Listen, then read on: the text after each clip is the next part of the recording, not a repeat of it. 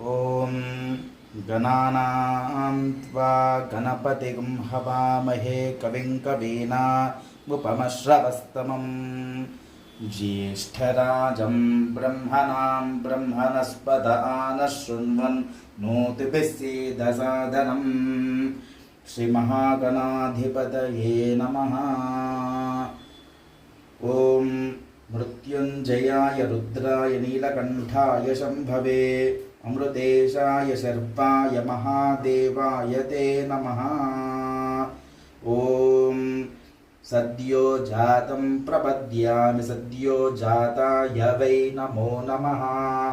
भवे भवे नातिभवे भवस्व मां भवोद्भवाय नमः। वामदेवाय नमो ज्येष्ठाय नमः श्रेष्ठाय नमो रुद्राय नमः कालाय नमः कलविकरणाय नमो बलविकरणाय नमो बलाय नमो बलप्रमथनाय नमः सर्वभूतरमणाय नमो मनोन्मनाय नमः। अघोरेभ्यो घोरेभ्यो घोरघोरतरेभ्यः सर्वेभ्यः सर्वशर्वेभ्यो नमस्ते अस्तु रुद्ररूपेभ्यः। तत्पुरुषाय विद्महे महादेवाय धीमहि तन्नो रुद्रः प्रचोदयात्। ईशानः सर्वविद्यानाम् ईश्वरः सर्वभूतानां ब्रह्माधिपतिर्ब्रह्मणोऽधिपतिर्ब्रह्मा शिवो मे अस्तु सदा शिवो। ॐ निधनपतये नमः निधनपतान्तिकाय नमः। ॐ ऊर्ध्वाय नमः ऊर्ध्वलिङ्गाय नमः। ॐ हिरण्याय नमः ॐ हिरण्यलिङ्गाय नमः। ॐ सुवर्णाय नमः ॐ सुवर्णलिङ्गाय नमः।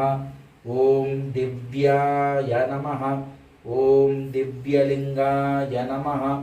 ॐ भवाय नमः ॐ भवलिङ्गाय नमः। ॐ शर्वाय नमः ॐ शर्वलिङ्गाय नमः। ॐ शिवाय नमः ॐ शिवलिङ्गाय नमः। ॐ ज्वलाय नमः ॐ ज्वललिङ्गाय नमः। ॐ आत्माय नमः ॐ आत्मलिङ्गाय नमः। ॐ परमाय नमः ॐ परमलिङ्गाय नमः। एतत् सोमस्य सूर्यस्य सर्वलिङ्गस्थापयति पाणिमन्त्रं पवित्रम्। ॐ सर्वमङ्गलमाङ्गल्ये शिवे सर्वार्थसाधके शरण्ये त्र्यम्बके देवी नारायणि नमोऽस्तु ते। स्वस्ति।